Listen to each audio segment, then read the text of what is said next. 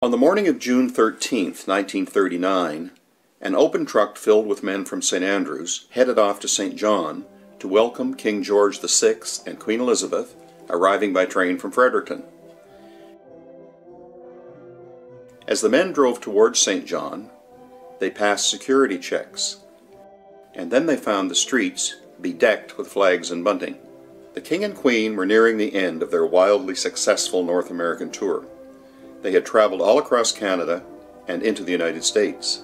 Taking place in the last few months before the outbreak of the Second World War, the lengthy tour greatly strengthened the bonds between the countries on both sides of the Atlantic. Ford, that's St. John. Is that a factory?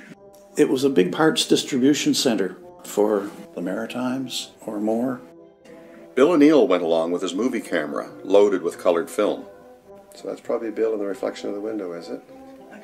The film has survived for 80 years. It has been digitized by the Provincial Archives of New Brunswick and reassembled for the Charlotte County Archives with commentaries from current residents and produced by Franklin Cardy in 2019. I wonder when the streetcars were taken out. I don't know, because we never had any, did we? Not that I know of, no. No. I do remember going on one in St. Stephen at one time with Grampy Dixon. Yeah. I remember, and it stopped at the Queen Hotel. Yes. God. And they rattled in there, you hear it coming a mile away. It's funny what you can remember, because Yeah. I can only be that high, Yeah. must admit. The Royals traveled from Newcastle on June 12, 1939. They had tea in Doketown en route to Fredericton, where they spent the night. The morning of the 13th of June was spent on official duties in Fredericton. Then in the afternoon, they traveled by train as far as Fairville in West St. John, arriving at 4:30. You should see the old Queen Mum. I had quite a conversation with her. I just talked to Diana. I didn't talk to the Queen Mum. 67 she came. That's the year they opened the park, was it? Yeah. Yeah. 67. See, I was living down in the valley.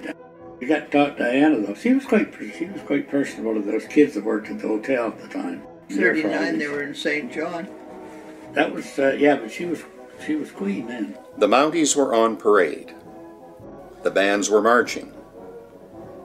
Beyond the banners with the coat of arms of the city of St. John, large crowds were getting ready to welcome the royal couple.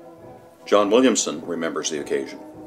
We were living on the west side on Champlain Street, and down at the foot of the street, the city had erected small bleachers, and Mother took Peter and I down, and we went to the bleachers and sat there, but we had good friends also on Champlain Street. They took their kitchen chairs down on the other side of the street and sat on them. I stood on a kitchen chair on Douglas Avenue in front of my grandparents' house and looked at and watched them. Yeah.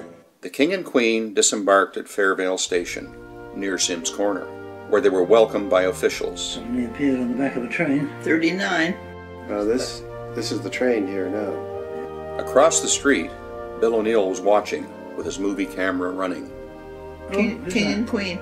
She was a tough lady. I was telling Franklin what she told me, that she got very nervous these public occasions.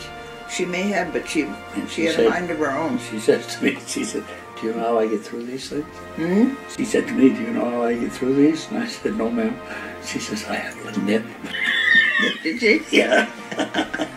I think so. That's when she was getting an honorary degree at the University of Liverpool when I was going over there.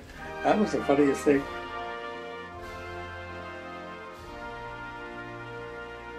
After the official welcome, the royal couple were escorted to the big open Buick that was especially made for the tour. Nancy Kay remembers being in St. John to watch them pass by her aunt's house on Douglas Avenue. Did you go up specially? Oh, we went periodically to visit my grandparents, same as human beings do today. It's no big deal. This was an event, so I went to see them. I don't remember how we got there. We did not go by train, I know that. Maybe bus, maybe car. My father was in the legislature at the time, so he was probably tied up with the government. I would imagine it was probably just my mother. So this is the King and the Queen, is it? Hard to tell. That's the royal standard there, so. Yes. The royal wave. Yes. And then they drove along Douglas Avenue. Yes, they did. I saw them there. Whereabouts on Douglas Avenue? 207 was the number. Still the same. The house still there? Yes. Well, I was stood on a chair and saw the car go by. No, that's it. I remember seeing them in the car. What else would there be? There would be nothing. But royalty doesn't stand around and wait for you to see them. Even today. Now we know how they got into town, too. Yeah, open car. It was a big Buick, specially made. Yeah, open car, yeah. John Williamson also remembers the occasion. Eventually, the motorcade went by. I can remember the car, but I don't remember much more than that. But I remember the visit back in '39. 80 years ago.